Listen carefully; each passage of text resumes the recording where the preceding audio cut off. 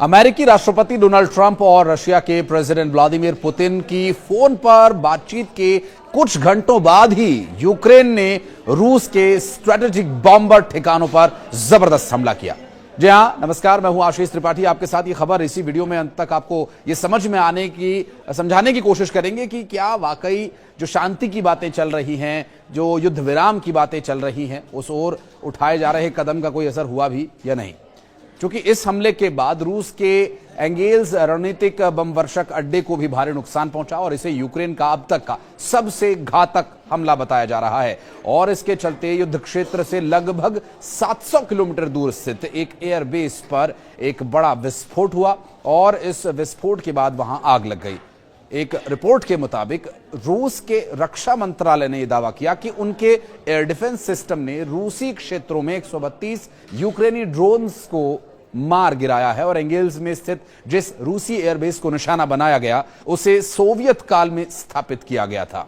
इस एयरबेस पर Tupolev Tu-160 परमाणु सक्षम भारी रणनीतिक बमवर्षक विमानों को तैनात किया गया है, जिसे व्हाइट स्वान भी कहा जाता है। और इस व्हाइट स्वान यानी जिस तरह से एक बड़ा भारी भरकम बमवर्षक होना चाहिए उसी तरह की कैपेबिलिटीज इसके पास है। Tu-160 रूस के सबसे आधुनिक परमाणु बमवर्षक विमानों में से एक है। इन विमानों की मदद से रूस पहले भी यूक्रेन पर हमले कर चुका है और इस बीच हमले के कई वीडियोस भी वायरल होते रहे, जिसमें विस्फोटकों के साथ आग की उठती हुई लपटें देखी जा रही हैं।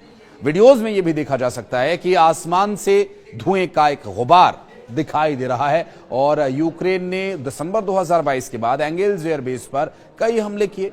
जनवरी में यूक्रेन ने बेस की सेवा करने वाले एक तेल डिपो पर भी हमला किया था, जिससे भीषण आग लग गई थी और इस आग को बुझाने में करीब 5 दिन लग गए थे।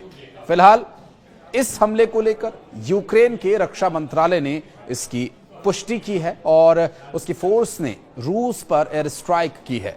कई विस्फोट किए गए जिसमें सामरिक ठिकानों को निशाना बनाया गया। इतना ही नहीं, रूस ने भी जवाब देने का दावा किया है। रूस के रक्षा मंत्रालय ने कहा कि उनकी एयरफोर्स ने रूसी क्षेत्र में आए 132 ड्रोन्स को मार गिराया और यह ड्रोन हमला रूसी प्रेसिडेंट व्लादिमीर पुतिन द्वारा बिना शर्त 30 दिन के सीज फायर को ठुकराने के बाद हुआ, जबकि इससे पहले ही शांति और समझौते की बातें चल रही थी, युद्ध विराम की बातें चल रही थी।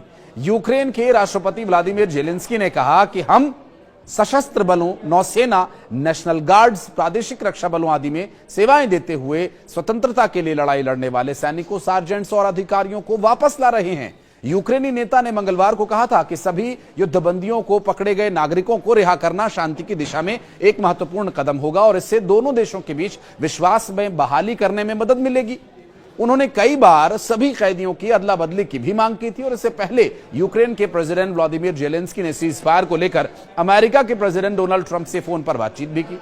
उन्होंने रूस पर युद्ध विराम प्रस्ताव को न मानने का भी आरोप लगाया था। जेलेंस्की ने आरोप लगाया कि ट्रंप और पुतिन की बातचीत के कुछ ही घंटों बाद यूक्रेन पर हमला हुआ, जिसमें बुनियादी ढांचों सहित अस्पताल को भी निशाना बनाया गया। और अमेरिकी प्रेसिडेंट डोनाल्ड ट्रंप ने सोशल मीडिया प्लेटफॉर्म ट्रुथ पर पोस्ट करके बताया कि जेलेंस्की से उनकी बात एक दिन पहले हुई और पुतिन के साथ हुई चर्चा पर यह बात आधारित थी, ताकि रूस और यूक्रेन दोनों को उनकी जरूरतों के अनुसार एक साथ एक टेबल पर लाया जा सके। और दोनों नेताओं ने करीब 1 घंटे तक फोन पर बातचीत की। ट्रंप ने कहा कि हम पूरी तरह से सही रास्ते पर हैं।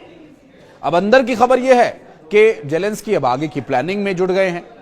व्हाइट हाउस के राष्ट्रीय सुरक्षा सलाहकार माइक वॉल्ट्ज ने सोशल मीडिया पर यह घोषणा की कि आने वाले दिनों में अमेरिका और रूस के अधिकारी सऊदी अरब के रियाद में मिलेंगे और फिर सीज फायर लागू करने पर चर्चा होगी।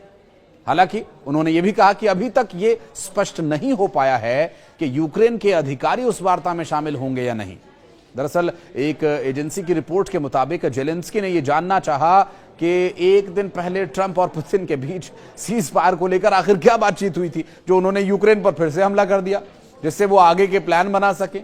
इस पर बात करते हुए पुतिन ने यह भी साफ किया कि अगर यूक्रेन के सहयोगी उसे खुफिया सहायता देना बंद नहीं करेंगे तो भी यह युद्ध इसी तरह से जारी रहेगा। और माना यह भी जा रहा है कि युद्ध खत्म होना चाहिए, हर कोई प्रयास कर रहा है, दुनिया में हर कोई यही चाहता है, भारत की भी यही भूमिका रही है। और जिस तरह से प्रधानमंत्री नरेंद्र मोदी ने डोनाल्ड ट्रंप से बातचीत के दौरान यह भी कहा था कि भारत पर जो आरोप लगते हैं कि भारत जो न्यूट्रल रहता है, भारत न्यूट्रल नहीं है, भारत शांति के पक्ष में है, भारत का पक्ष है शांति, और उसी को स्थापित करने के लिए तमाम प्रयास हो रहे हैं, जबकि ये हमले उस शांति के प्रयास में कहीं ना कहीं बाधा बन रहे हैं।